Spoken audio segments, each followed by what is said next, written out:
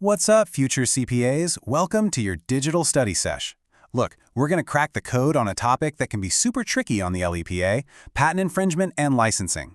We're going to focus on exactly what you need to know, how to spot a copycat, what the law says you can do about it, and how these questions will look on your exam. So let's dive right in. Okay, just picture this for a second. You pour years of your life into a brilliant, game-changing invention. It finally takes off, it's a massive hit, and then, boom, you see a cheap knockoff everywhere. It's not just frustrating, it's a total business nightmare, right? So what do? That's what we're here to figure out. We're going to break down the rules that protect you and the specific tests you'll need to know to prove someone ripped off your idea. All right, here's our game plan. First, we'll cover the basics of patent infringement. Then we'll get into the 2 key tests for proving it. After that, we'll see what you can actually win in court. We'll also talk about sharing legally through voluntary licensing and what happens when the government forces a share with compulsory licensing. And we'll wrap it all up with a super quick exam cram. Ready? All right, Section 1, patent infringement, the basics. So what are you actually up against here? Let's define it. So what is patent infringement? It's basically the unauthorized making, using, selling, or even just importing of a patented invention. The key word here is unauthorized, and it's way broader than just copying the product. The law covers the entire commercial life cycle, from making it to selling it. If you don't have the patent holder's permission for any of those steps, you're infringing. Simple as that. Okay, moving on to Section 2, proving it, the 2 tests. This is your legal toolkit for the exam. So how do you actually prove someone's copying you?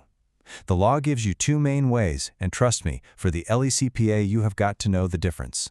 So you've got 2 paths here. On one side, you have literal infringement. This one's pretty straightforward. It's a direct word-for-word copy. But what about the clever ones who try to tweak things just a little? That's where the doctrine of equivalence comes in. This is for products that aren't exact copies, but they basically do the same thing in the same way to get the same result. It's a super important tool. Okay, let's zoom in on literal infringement. First, you've got the exactness rule. This is easy. The infringing thing is an exact match to the patent.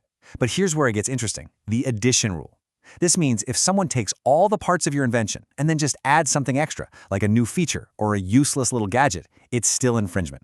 The main thing to remember is this: adding stuff on top doesn't get you off the hook for copying the essential invention. Now for the doctrine of equivalence. Okay, guys, this is a major study hack, so listen up. Just remember 3 words: function, way, result. That's the test. Does the other product perform substantially the same function? Does it do it in substantially the same way? And does it achieve substantially the same result? If you can answer yes to all 3 of those, then guess what? It's infringement, even if it's not a perfect carbon copy. Function, way, result. Got it? Section 3, getting justice, patentee remedies. Or, as I like to call it, what happens when you win. So you've proved your case, the court's on your side. Now what? Let's talk about the legal arsenal you have at your disposal. So what's in your legal toolbox? Well, first and most importantly, you can get an injunction. That's a court order that says stop what you're doing right now. Then, of course, there's money. You can sue for actual damages and lost profits. And if those are kind of hard to calculate, the court can just award a reasonable royalty instead. On top of that, you can get your attorney's fees covered. And as a final blow, the court can order them to dispose of all the infringing stuff. Pretty powerful, huh? Okay, here's a number you need to tattoo on your brain for the exam. 4. Just 4. This is the deadline, the prescription period to file for damages. You have exactly 4 years from when the infringement happened. And I'm telling you, this is a hard, non-negotiable deadline. If you miss it, even by 1 day, your chance to claim that money is gone. Poof, forever. So remember the number, 4 years. All right, let's switch gears a bit. Enough about fighting, let's talk about cooperating. This is Section 4, sharing legally, voluntary licensing. Obviously, not everyone using a patent is stealing it. You can legally give people permission through a license agreement. But hold on, you can't just throw anything into these contracts. The law in the Philippines has some must-haves, some mandatory provisions. For example, any disputes have to be handled here in the Philippines. The person licensing the tech has to share any improvements they make. And check out this last one, it's a big deal. All taxes related to the deal, they have to be paid by the licensor. That's a huge protection for the local licensee. And just like there are must-haves, there are also some massive no-nos. These are prohibited clauses, things the law says are generally forbidden because they kill competition. Things like fixing the resale price or telling the licensee how much they're allowed to produce. You also can't stop them from using tech from your competitors. And this is a big one. You can't force them to give you their future inventions for free.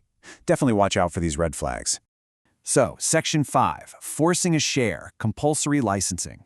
But what happens when the patent owner just won't play ball? What if they're hoarding an invention that society desperately needs? Well, that's when the government can step in and force them to share. A compulsory license is exactly what it sounds like. It's a license granted by the Director of Legal Affairs at the IPO to use a patent without the owner's permission. Yeah, you heard that right. It's a pretty serious exception to the patent owner's exclusive rights, where the IPO can basically say, sorry, you have to let this other party use your invention. Now, obviously, this is a huge deal, so you can't just get one for any reason. The grounds are very specific. We're talking about things like a national emergency or extreme urgency. Think of a pandemic where we need a life-saving drug. It can also be granted for the public interest, like for national security, or if a patent owner is being anti-competitive. It can even happen if a really important invention just isn't being used or sold in the Philippines on a commercial scale. All right, deep breath. We just went through a ton of info. So now it's time for our final section, the LECPA exam cram. This is our rapid-fire review to make sure all this stuff is locked in your brain, not just for the exam, but for the long haul.